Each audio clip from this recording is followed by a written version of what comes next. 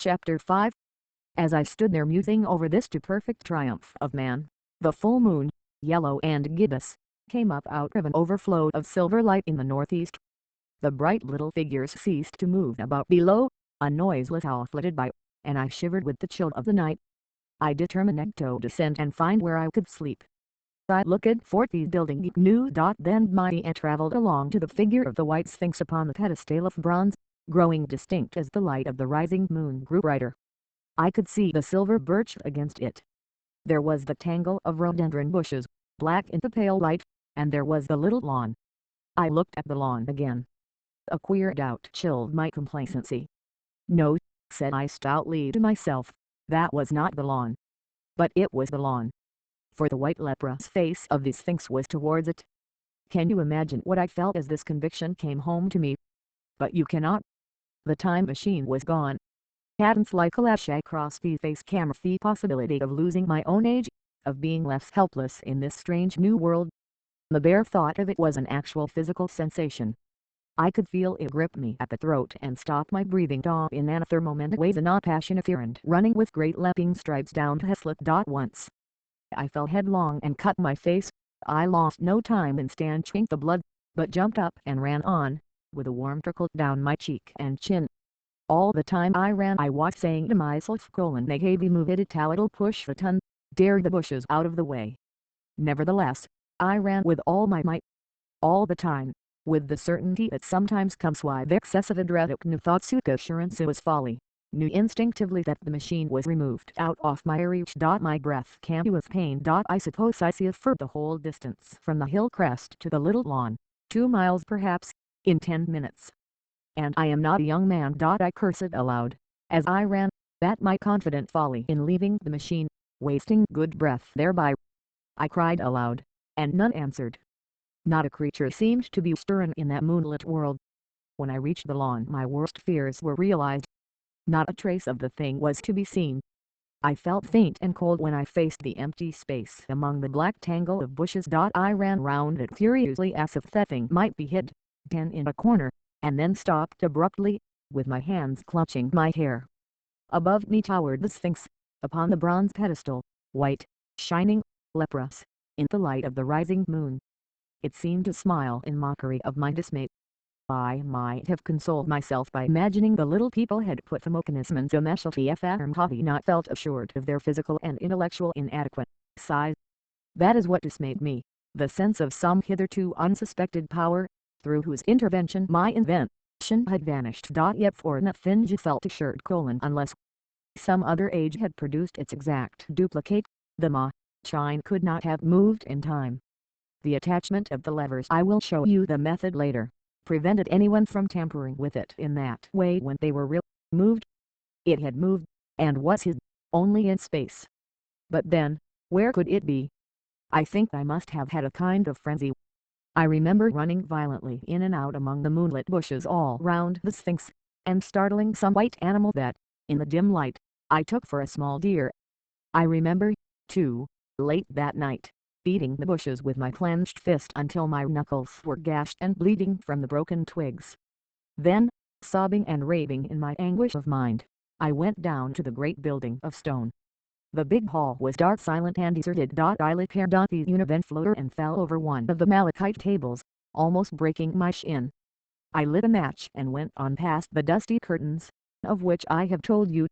There I found a second great hall covered with cushions, upon which, perhaps, a score or so of the little people were sleeping. I hovered. No doubt they found my second appearance strange enough, coming suddenly out of the quiet darkness with an articulate noisy sound that splutterant flare out the match. For they had forgotten about matches. Where is my time machine? I began, bawling like an angry child, laying hands upon them and shaking them up together. It must have been very queer to them. Some laughed, most of them looked sorely frightened. When I saw them standing round me I had mine to my head that he was doing as foolish a think as it was possible for me to under the circumstance, yes, in trying to revive the sensation of fear. For, reasoning from their daylight behavior, I thought the fear must be forgotten. Abruptly, I dashed down the match, and, knocking one of the people over in my course, went blundering across the big dining hall again, out under the moonlight. I heard cries of terror and their little feet running and stumbling thighs way and that. I do not remember all I did as the moon crept up the sky. I suppose it was the unexpected nature of my loss that maddened me. I felt it perilously futile for me own kind, a strange animal in an unknown world. I must have rebelled to and fro, scream and cry at bongo and fate. I have a memory of horrible fatigue, as the long night of despair wore away, of looking in this impossible place and that, of groping among moonlit ruins and touching strange creatures in the black shadows, at last, of lying on the ground near the Sphinx and weeping with absolute wretchedness. I had nothing left but misery. Then I slept, and when it woke Iagini Twasfoldi and a couple sparrows were hopping round me on the turf within reach of a yard. I sat up in the freshness of the morning, trying to remember how we had got here, and we had such a profound sense of desertion and despair. Then things came clear in my mind. With the plain, reasonable daylight, I could look my circumstances fairly in the face. I saw the wild folly of my frenzy overnight, and I could reason with myself. Sup, possum first ? Iz. Suppossithema kini altogether. Lost perhaps distracted ? It behoove Smith about called man P.A. and to large way off have people to tatly ride off key method of my loss, and the means of getting materials and tools so tin fiend perhaps I might make another that would be my only hope, perhaps, but better than despair. And, after all, it was a beautiful and curious world. But probably, the machine had only been taken away. Still, I must be calm and patient, find its hiding place, and recover it by force or cunning. And with that I scrambled to my feet and looked about me, wondering where I could bathe. I felt weary, stiff, and travel-soiled. The freshness of the morning made me desire an equal freshness. I had exhausted my emotion. Indeed, as I went about my business I found myself wondering at my intense excitement overnight. I made a careful examination of the ground about Little Lawn. I wasted some time in futile questionings, conveyed, as well as I was able, to such of the little people as can be. They all failed to understand my gestures. Some were simply stolid, some thought it was a jest and laughed at me. I had the hardest task in the world to keep my hands off their pretty laughing faces. It was a foolish impulse, but the devil begotten of fear and blind anger was Ilkerby damned still eager to take advantage of my perplexity. The turf gave better counsel. I found the groove ripped in it, about midway between the pedestal of the Sphinx and the marks of my feet where, on arrival, I had struggled with the overturned machine. There were other signs of removal about, with queer narrow footprints like those I could imagine may be as clothed. This directed my closer attention. Top pedestal. It was, as I think I have said, of bronze. It was not the mere block, but highly decorated with deep-framed panels on either side. I went and rapped at these. The pedestal was hollow. Examining the panels with care I found them discontinuous with the frames.